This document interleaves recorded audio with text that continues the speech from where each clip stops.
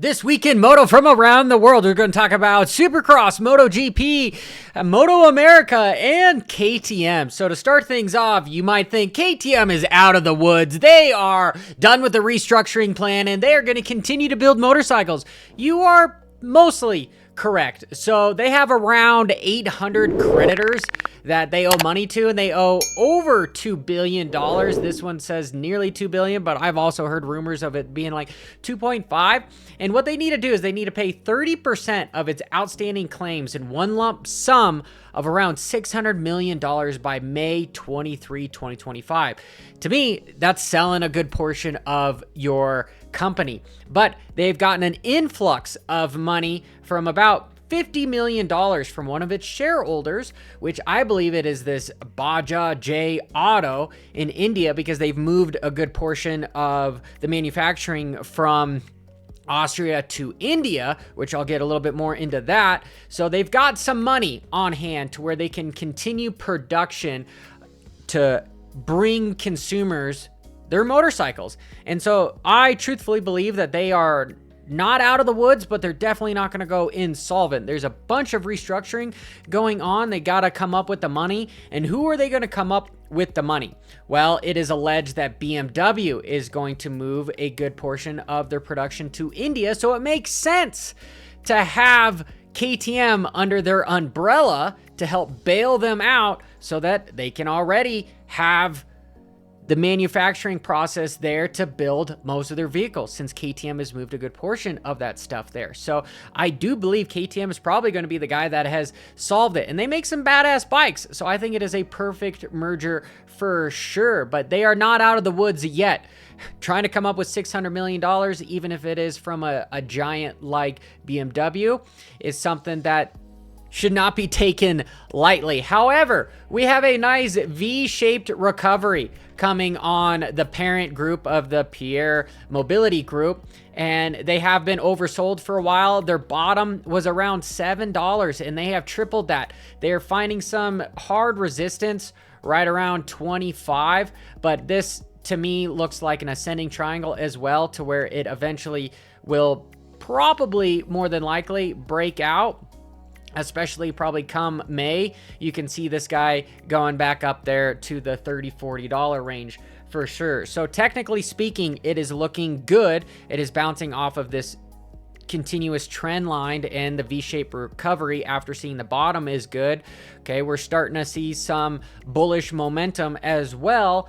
And fundamentally, you have them not going bankrupt. So if I'm talking just a little bit about Supercross, well, this was very interesting.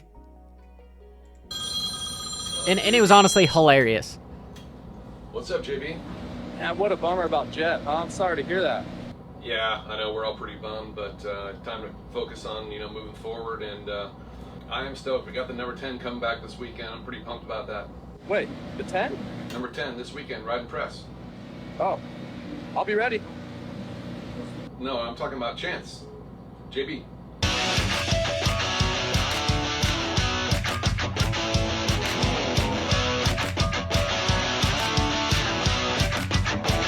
And so I was getting super excited for all this, especially for Daytona.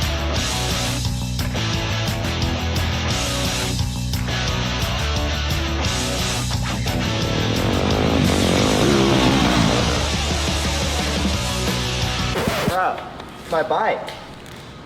Dude. Give me my bike, bro.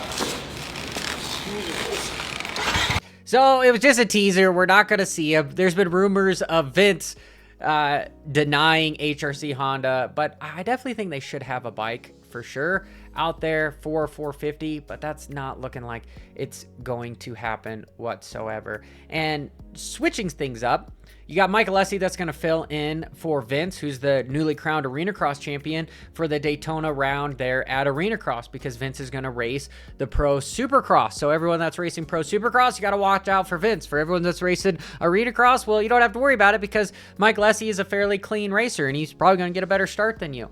And unfortunately, moving to MotoGP, all right? You have Martin, the freaking champion. He is going to miss the first round. And this is just such a sad photo that his bike is missing. You know, that number 1 Aprilia that looks sexy as hell is not going to be there. I spoke with him briefly because he is undergoing just a couple surgeries. He's had a couple mishaps, and so he's not going to be back. And it was cool to hear some also wisdom from Mark Marquez saying, he texted him and just saying, hey, in my experience, respect your body. I didn't respect my body in the past, and I paid for it a lot.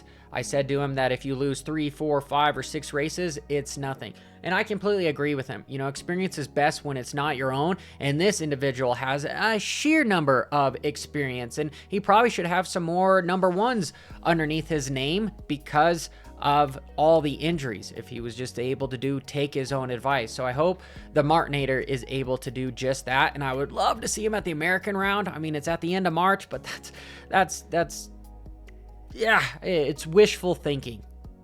And in closing, you've got Cameron Bobier coming back and having a lap record at the preseason test there in Arizona. After a couple of his fellow competitors go down, he ends up lowering his lap times and makes a lap record at the preseason test on a Yamaha. So Yamaha did it at the first test for MotoGP over the Ducatis, and he's getting it done over some of the BMWs here. So, Yamaha has figured something out on their motorcycles. Not that you have MotoGP and Moto America completely two different. You've got basically works bikes versus just factory bikes. That's kind of the same thing here in America with the MXGP versus the Supercross stuff. You've got unlimited resources or whatever you can afford to go for in the FIM, and here in AMA, it's the production rules. So that is pretty darn cool. Gonna look forward to this individual potentially winning some races. But this is Johnny Hopper. This has been your week in moto from around the world. Make sure you hit that subscribe button and notification icon.